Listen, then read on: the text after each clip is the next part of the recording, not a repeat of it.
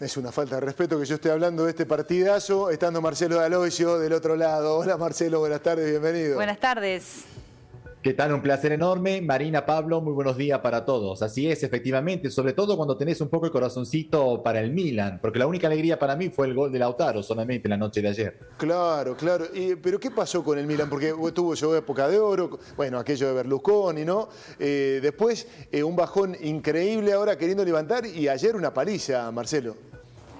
Todavía me pregunto si el Milan viajó a Riad, Arabia Saudí, para disputar la final. Todavía tengo mis dudas realmente, ¿no? Pero aparte de las bromas, sí, fue un dominio total de parte del Inter de Lautaro Martínez y de Tuco Correa, que después ingresó durante el transcurso del partido, como ustedes recordarán. Un Milan que estuvo totalmente ausente del campo de juego, y lo peor de todo es que vos tenés en ese conjunto estrellas importantes del fútbol internacional, entre ellas dos subcampeones del mundo, el delantero Giroud y Teo Hernández, que es el defensor izquierdo, ¿no? Les hago un ejemplo concreto. He visto un equipo triste, desorganizado, sin ganas, sin entusiasmo, cuando en una final de Supercopa Italiana tenés que salir a la cancha a comerte, deportivamente hablando, el adversario, sobre todo porque estás jugando un derbi, un clásico, con tu eterno rival, ¿no es cierto?, que es el Inter en este caso.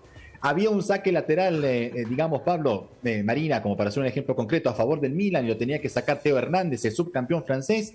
Bueno, hizo falta 10 minutos para ir a buscar la pelota, para realizar el saque lateral. Bueno, ese es un ejemplo concreto de cómo el Milan se ha perdido y no es nada que ver con el mismo equipo que se había consagrado campeón de Italia hace unos meses nada más. Lapidario. Marcelo vino con los tapones de punta, ¿eh? ¿Vio? Sí, ¿Vio? no lo pasó bien. Eso que está enojado, yo lo conozco, Marcelo, está enojado con el Milan. Decime una palabra del gol de Lautaro, qué formidable, qué calidad, ¿eh?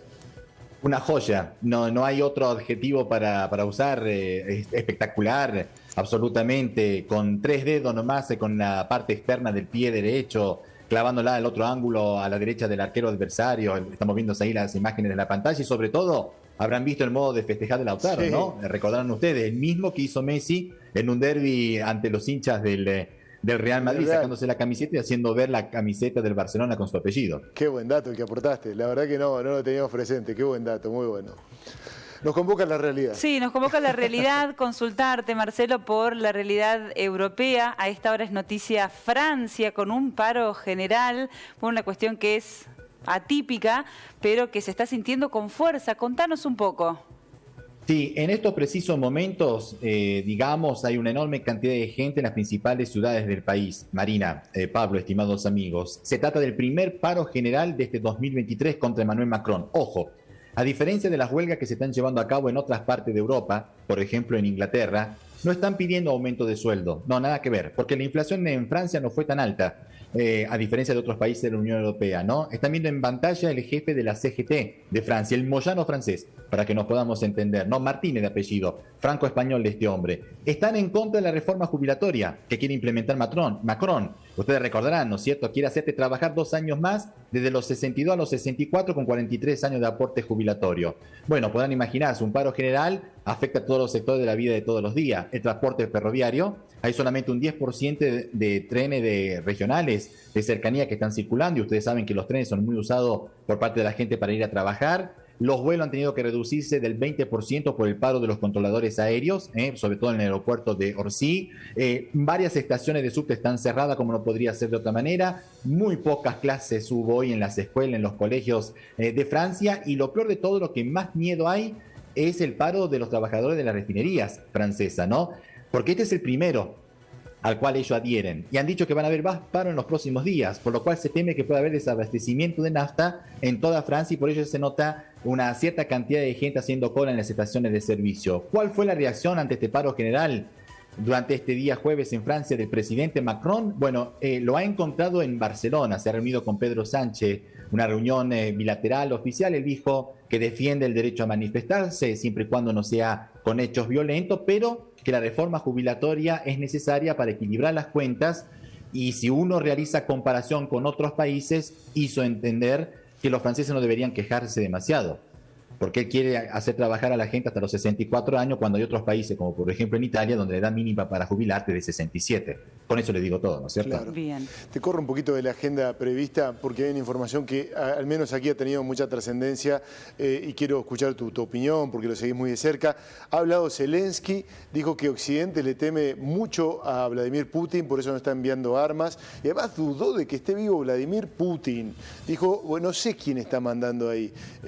Duras declaraciones, Marcelo. Sí, son declaraciones que él ha realizado en el Foro Económico de Davos en Suiza a través de una videoconferencia, amplia repercusión mediática sobre esas declaraciones de Zelensky, sobre si está vivo o no el presidente Putin. Algunos dicen desde Moscú que se tiró al agua gélida helada durante la Epifania ortodoxa, ¿no es cierto? Siguiendo la tradición rusa, pero no hemos visto imágenes al respecto. Con referencia a lo que pide más ayuda militar, sinceramente, el presidente Zelensky, la opinión mía es muy sencilla. Hay que ponerse también en el lugar de los líderes europeos. Porque es evidente que no quieren seguir haciendo negocio con Putin. Es evidente que todo el mundo quiere defender a Ucrania, que es el país ofendido.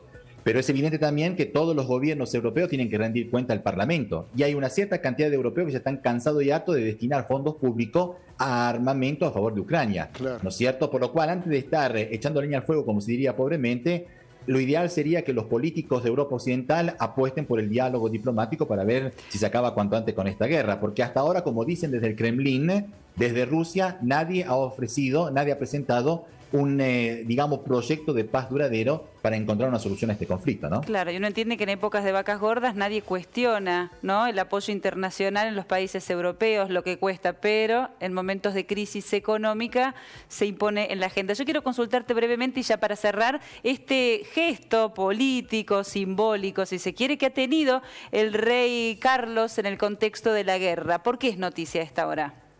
No, muy brevemente, Marina, para quedarme a disposición de ustedes. Bueno, el rey Carlos III ha querido aportar su humilde granito de arena. Le ha pedido al primer ministro Sunak, que están viendo en pantalla en estos momentos, después de una audiencia que han mantenido ambos, a que no le otorguen, digamos, los recursos que tiene derecho la monarquía, la Casa Real, fondos públicos, ¿no?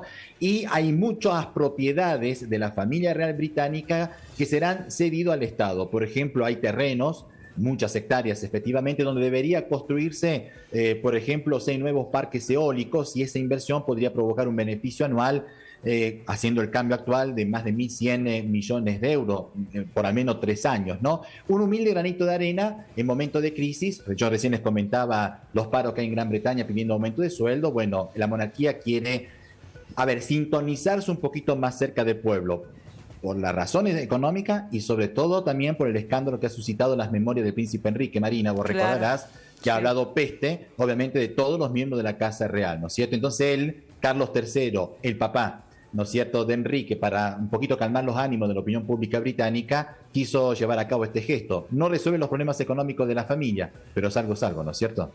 Marcelo, te agradecemos mucho tu contacto, siempre es un placer y que mejore la suerte del Milan. Bueno, muchas gracias, un abrazo grande. Por lo menos me conformo con las victorias de Belgrano. Ojo que se viene Belgrano Talleres el fin de semana, a ver si todavía... Bueno, veremos. Un abrazo. Un abrazo, chao. Marcelo.